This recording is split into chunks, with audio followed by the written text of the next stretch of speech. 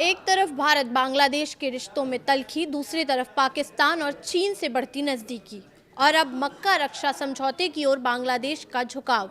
तो क्या भारत के आसपास रणनीतिक घेरा और मजबूत हो रहा है? क्या दक्षिण एशिया में नए गठजोड़ की जमीन तैयार हो रही है? नमस्कार, मैं प्रिया श्रीवास्तव और आप देख रहे हैं न्यूज़ 18। बांग्लादेश के इस रुख को इसलिए अहम माना जा रहा है क्योंकि एक तरफ भारत और बांग्लादेश के रिश्ते तनावपूर्ण दौर से गुजर रहे हैं, तो दूसरी तरफ ढाका पाकिस्तान और चीन के साथ अपनी नज़दीकियां बढ़ा रहा है।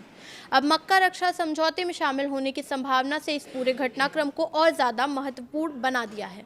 बांग्लादेश के विदेश मामलों के सलाहकार हुमायूं कबीर के मुताबिक ढाका सऊदी अरब, पाकिस्तान और तुर्की से जुड़े किसी आर्थिक या रक्षा ढांचे में शामिल होने की संभावना को लेकर सकारात्मक रुख रखता है। हालांकि अंतिम फैसला बांग्लादेश अपने राष्ट्रीय हित और बदलती वैश्विक परिस्थितियों को ध्यान में रखकर करेगा।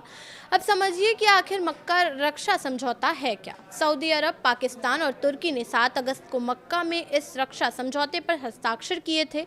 समझौते की सबसे अहम शर्त है कि अगर इन 3 देशों में से किसी एक पर भी सशस्त्र हमला किया गया तो बाकी दोनों देशों पर भी हमला माना जाएगा, यानी तीनों देश एक दूसरे की सुरक्षा के लिए रणनीतिक तौर पर साथ खड़े होंगे। इसी वजह से इस समझौते को लेकर इसे कई बार इस्लामिक नाटो तक कहा जा रहा है। हालांकि इसे अभी नाटो जैसी पूर्ण सैन्य गठबंधन कहना जल्दबाजी होगी। नाटो की तरह इसके पास साझा सैन्य कमान या युद्ध में उतरने की विस्तृत व्यवस्था नहीं है, लेकिन पाकिस्तान, तुर्की और सऊदी अरब का ये गठजोड़ अपने आप में काफ़ी अहम है। और अब अगर बांग्लादेश भी इस ढांचे का हिस्सा बनता है तो इसका दायरा और रणनीतिक महत्व दोनों बढ़ सकते हैं। अब सबसे बड़ा सवाल ये है कि भारत के लिए इसका क्या मतलब है। बांग्लादेश का ये रुख ऐसे समय पर आया है जब नई दिल्ली और ढाका के रिश्तों में पहले से तनाव है।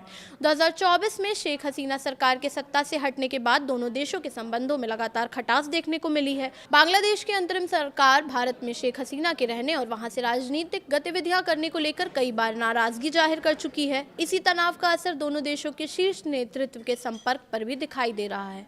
प्रधानमंत्री तारिक रहमान की संभावित भारत यात्रा को लेकर अभी भी सस्पेंस बना हुआ है। बांग्लादेश के विदेश मामलों के सलाहकार ने संकेत दिया है कि फिलहाल शीर्ष स्तर की यात्रा जल्दबाजी में करने का कोई औचित्य नहीं है। उनका कहना है कि पहले दोनों देशों के बीच अहम मुद्दों पर सहमति और उचित माहौल बनाना जरूरी है, यानी तस्वीर साफ है। बांग्लादेश एक तरफ भारत के साथ रिश्तों को लेकर सख्त रुख अपना रहा है, दूसरी तरफ पाकिस्तान और चीन के साथ अपने संपर्क मजबूत कर रहा है।